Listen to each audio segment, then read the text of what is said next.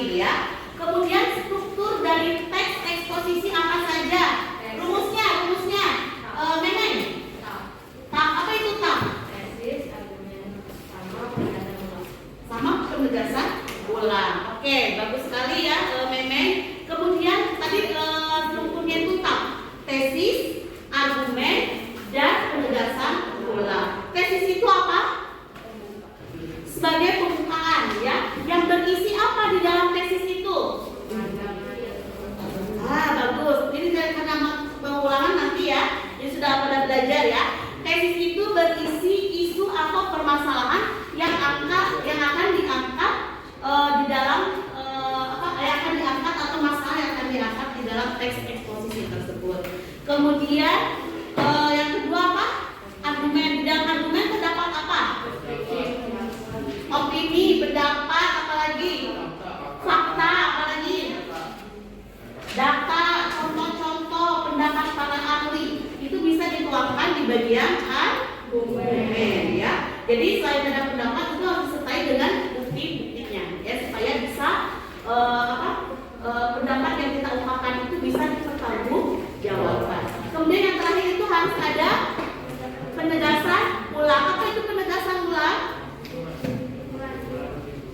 Simpulan ya, simpulan tentang masalah yang akan dibahas di dalam teks eksposisi tersebut ya. Kemudian itu strukturnya unsur yang ada di dalam teks eksposisi apa?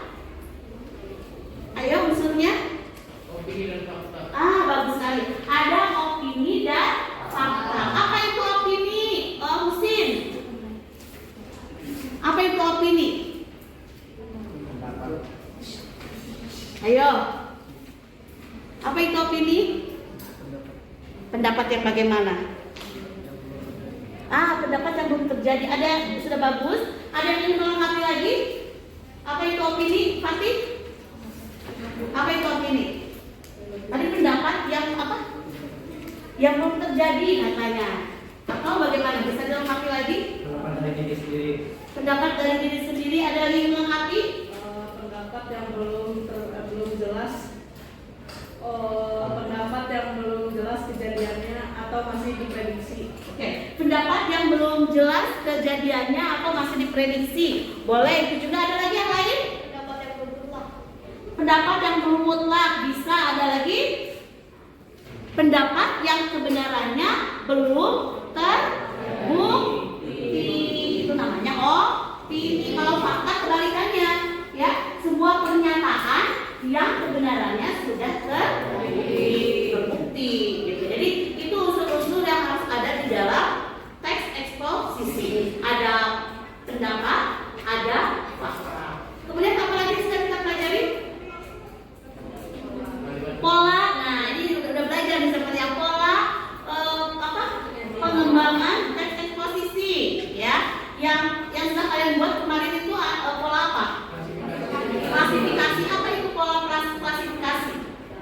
Pola yang menggolongkan suatu hal menjadi beberapa bagian. Pola ya Menggolongkan suatu hal menjadi beberapa bagian. Biasanya ditandai dengan kata dikelompokkan menjadi, dibagi menjadi, diklasifikasikan menjadi, gitu, dan lain sebagainya. Masih banyak lagi. Oke.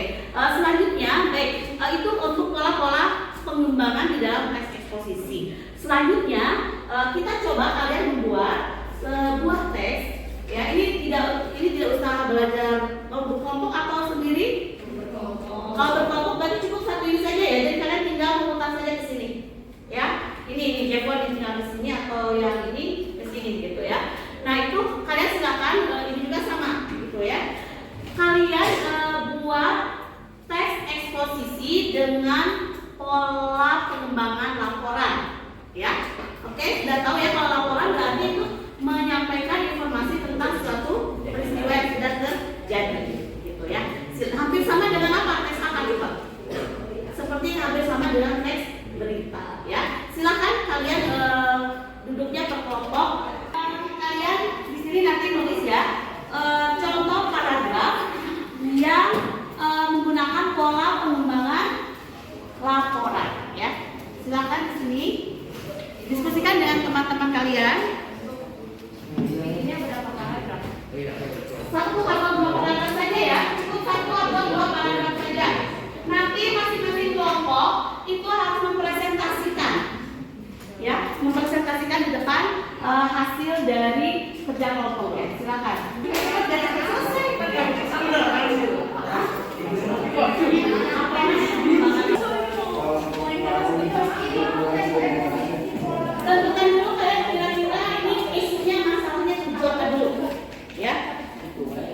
Kita pecah-pecah boleh.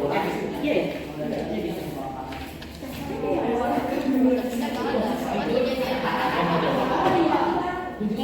Cari dulu masalahnya atau istri yang akan janjian.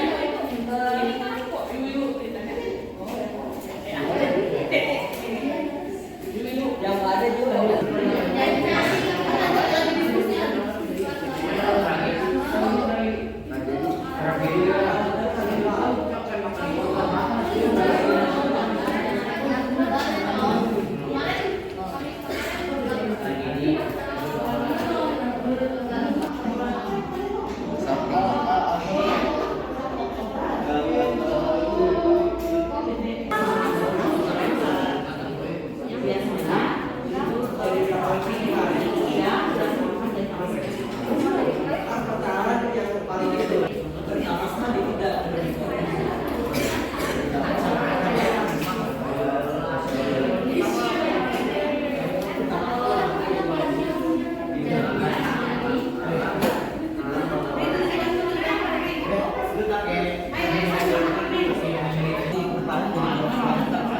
Mereka nggak pakai nama.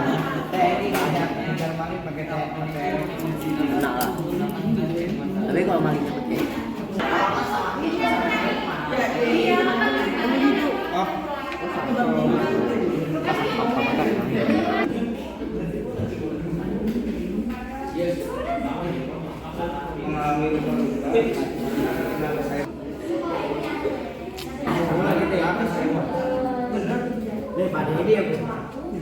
Ini apa sih?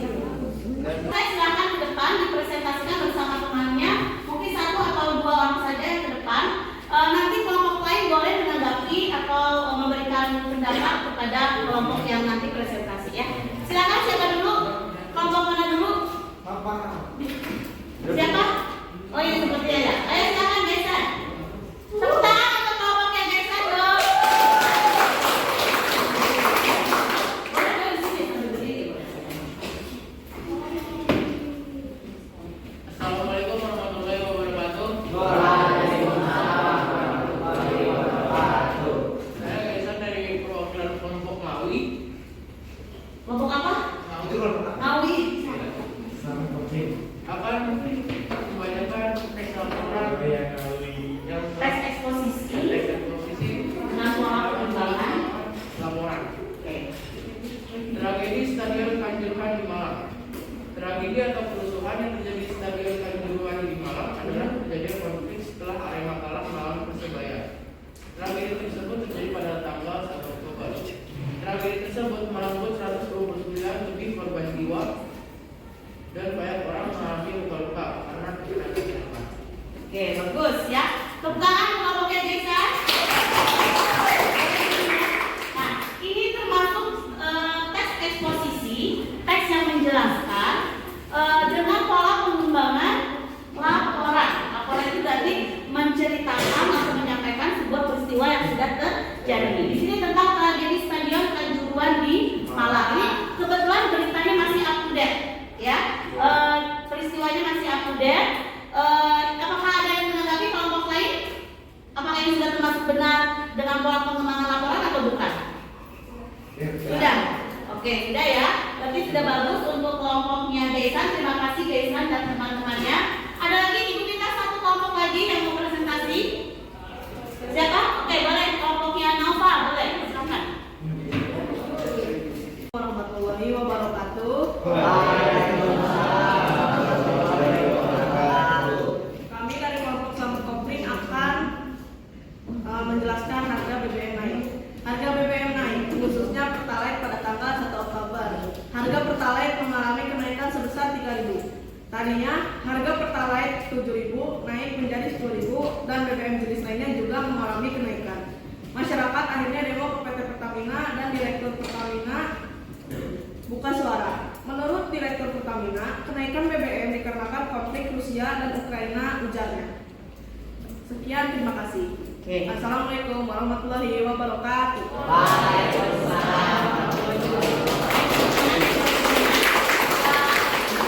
Jadi tadi hasil presentasi dari teman-teman kalian itu sudah menyiratkan bahwa sebuah tes eksposisi dengan pola pengembangan laporan. Ya, sudah paham misalnya ya?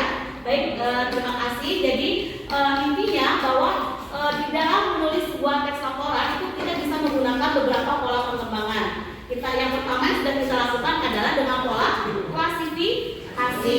Kemudian dengan pola yang besar pengembangan laporan. Kemudian dengan apa lagi? Apa? Klasifikasi sudah tadi yang pertama klasifikasi laporan, terus Ilustrasi. apa? Definisi, terus proses, perbandingan, ilustrasi. Jadi ada 6 pola pengembangan di dalam teks eksposisi. Baik, itu saja untuk pertemuan kita kali ini. Mudah-mudahan apa yang kalian pelajari pada hari ini bisa kalian ingat ya. Dan untuk pertemuan selanjutnya kita akan melaksanakan ulangan ya, ulangan tentang bab teks eksposisi. Jadi kalian hafalkan mulai dari definisinya, strukturnya, kemudian juga unsur-unsurnya apa saja, kaidah pembahasannya ya pada teks eksposisi itu apa saja. Oke, itu saja dari Ibu. Terima kasih. Akhirul kalam, wabillahi taufiq wal hidayah. Wassalamualaikum warahmatullahi wabarakatuh.